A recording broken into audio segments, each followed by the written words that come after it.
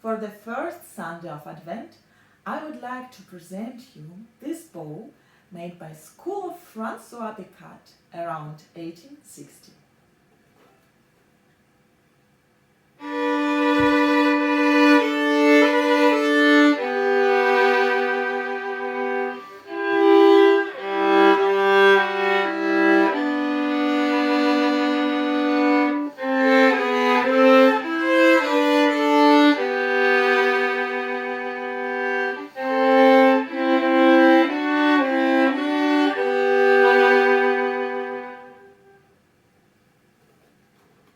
This bow is very soft and nice to handle.